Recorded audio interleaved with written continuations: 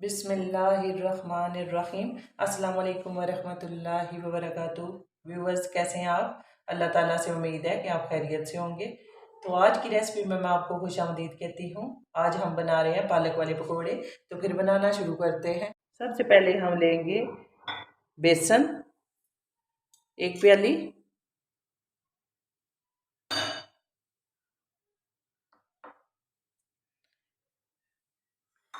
بند گوبھی تھوڑی سی،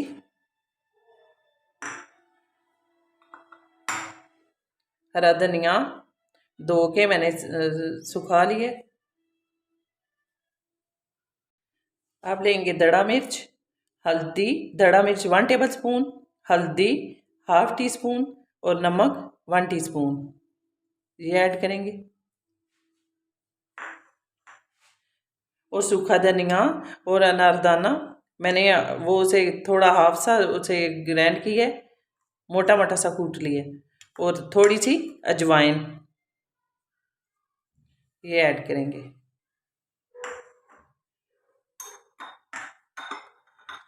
یہ میں نے لی ہیں 3-4 ہری مرچیں، تو فی الحال میں آدھی یہ ایڈ کروں گی۔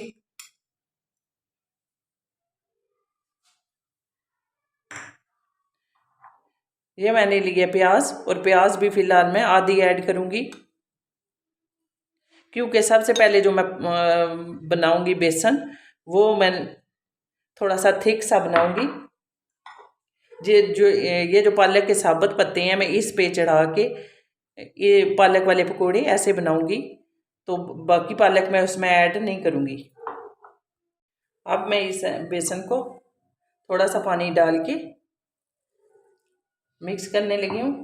زیادہ پانی نہیں مکس کروں گی، کیونکہ جب مجھے اب گاڑھا سا پیسٹ چاہیے، تو جب میں بعد میں اس کے وہ پالک ایڈ کروں گی وہ دوسرا والا، تو وہ خود ہی پانی چھوڑ دے گا، جس وجہ سے پھر بیسن پتلا ہو جائے گا۔ تو ابھی میں تھک سا بناؤں گی، کیونکہ میں نے وہ جو ثابت پتے رکھے ہیں ان کے پکوڑے بنانے ہیں، اس کے لیے مجھے تھک چاہیے۔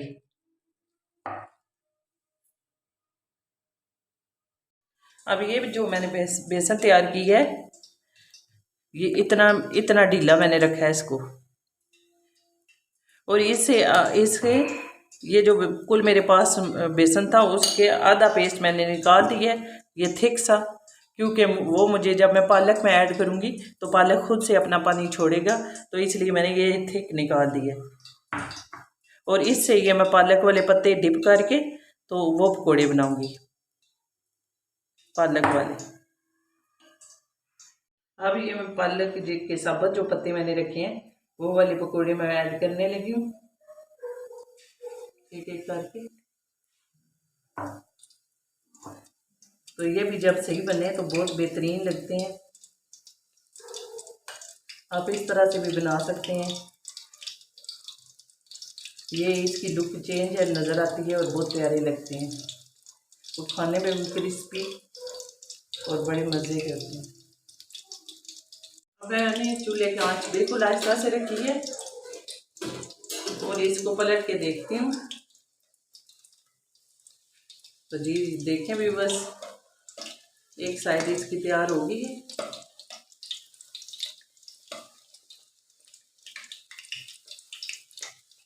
یہ ماشاءاللہ بہت پیارے لگیں گے، آپ ایسے بھی بنا سکتے ہیں،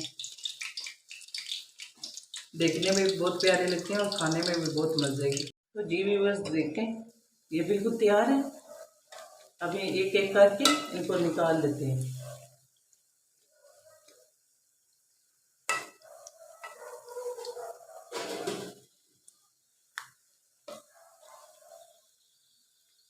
کیونکہ زیادہ دیر رکھیں گے تو پھر وہ جل جائیں گے، اور اب بالکل کمپلیٹ تیار ہے۔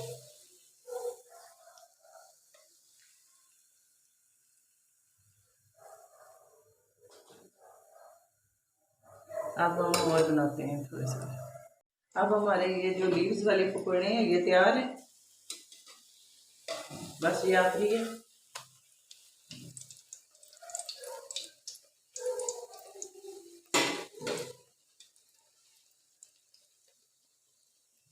اب وہ لیوز والے پکوڑے میں نے بنا لیے، تو आप ये मसाला मिक्स करेंगे। ये आलू छोटा सा, एक आलू लिया मैंने बारीक काट के। ये प्याज,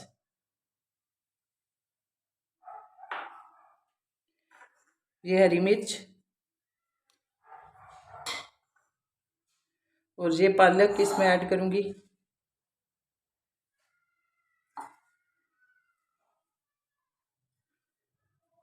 और बाकी ये वाला बेसन, बाकी बेसन वाला मटेरियल।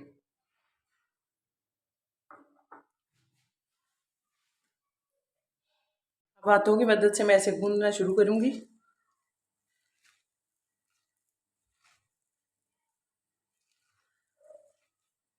और इसे मैं थिक से ही गूंद के रखूँगी, क्योंकि ये पालक पानी छोड़ेगा।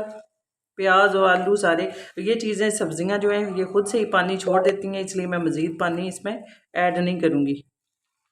थोड़ा सा गूंद के रखूँगी और उसके बाद ये खुद ब खुद ही मिक्स हो जाएंगी चीज़ें और बेसन नज़र आना शुरू हो जाएगा।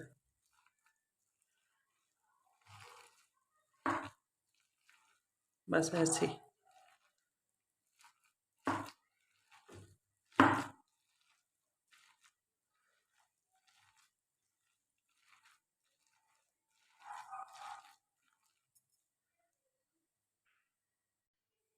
ये हमारा बेसन तैयार हो गया और हमने उसमें 2 चम्मच बेसन और ऐड किया था, और बाकी सारा ये सब्जियों ने पानी फिर से छोड़ दिए, हमने पानी नहीं डाला। तो ये अब तैयार है, तो फिर बनाना शुरू करते हैं। अब आहिस्ता आहिस्ता से हम चम्मच की मदद से ऐसे डाल सकते हैं। ऑयल हमारा गर्म था, आंच बिल्कुल स्लो है। जो भी चीज़ हमने ऐसे फ्राई करनी हो तो उसके लिए पहले ऑयल को सही तरह गर्म किया करें और फिर जो है ना आंच स्लो कर दें, तो उससे जलती भी नहीं है चीज़ और बस क्रिस्पी सी बनती है।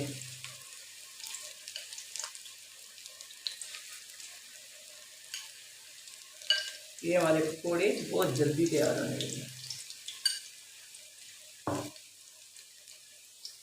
पकौड़ों की साइड चेंज करते हैं।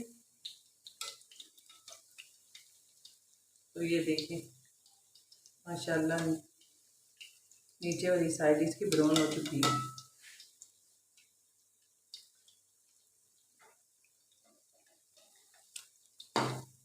तो ये बहुत ही जल्दी तैयार हो जाते हैं, क्योंकि इसमें कोई ऐसी चीज़ तो है नहीं जो गलने में देर लगाएगी। पालक खुद बहुत जल्दी गल जाती है, और प्याज, बंद गोभी और एक आलू डाला है, और वो भी मैंने बहुत बारीक काट के, इसलिए बहुत जल्दी तैयार हो जाएगी। थोड़ा भी चेक करते हैं। तो अभी थोड़ा सा और पकने को रखेंगे, क्योंकि आंच बहुत आस्ता है, तो इसलिए अब मैं थोड़ी सी बेहतर की है, अब पकेंगे जल्दी।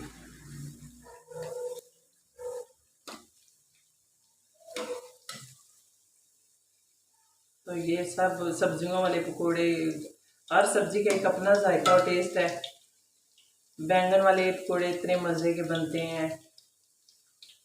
पकोड़े तो बहुत ही किस्म के बनते हैं, चिकन पकोड़े, बैंगन पकोड़े, आलू पकोड़े और पालक पकोड़े, और उसके फिश के भी बनते हैं।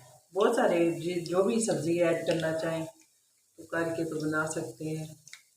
खाली प्याज से भी प्याज के रिंग बना के वो भी बनाएं तो बहुत मज़े के बनते हैं। हमारे पकोड़े तो तैयार हैं, तो हम स्ट्रेनर की मदद से निकालते हैं ताकि इसका सारा ऑयल जो है निकल जाए।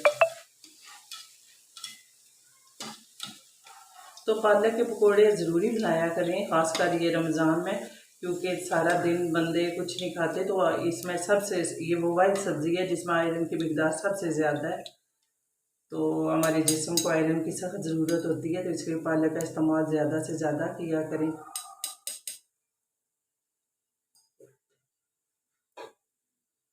अब हम पकोड़े बनाते हुए ये ख्याल रखा करें कि मैं तो अक्सर ये कहती हूँ कि ये क्रिस्पी बनेंगे, क्रिस्पी बनेंगे, लेकिन अगर हमारे घर में बूढ़े अफराद हैं, अम्मी अबू जैसे, तो वो फिर उनको ये क्रिस्पी वाली चीज़ें इतनी अच्छी नहीं लगती।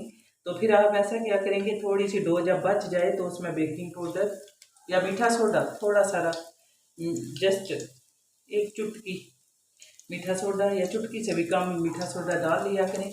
उससे पकोड़े बहुत ही नरम और मज़े के फूल के बनते हैं। और हमें अपने वालिदैन का तो सबसे पहले ख्याल रखना चाहिए, क्योंकि वो हैं तो हम हैं।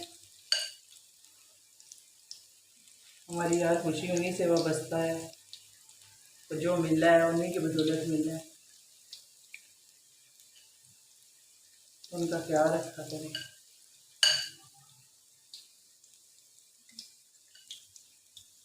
इन पकौड़ों में मैंने थोड़ा सा मीठा सोडा ऐड किया है ताकि ये अंदर से नरम रहे, क्योंकि वो हर बंदा वो उतने क्रिस्पी नहीं पसंद करता, खासकर बड़े बंदे, तो उनके लिए थोड़ा सा वो फूला हुआ पकौड़ा अच्छा लगता है उनको, नरम, ऊपर से सही पका हो लेकिन थोड़ा नरम भी हो। तो इसमें मैंने थोड़ा सा मीठा सोडा डाला है, चुटकी से भी कम। तो ये अब फूले हैं, फूल के बन रहे हैं। ये आपकी मर्ज़ी पे है, अगर आप पसंद करें तो तब डालें।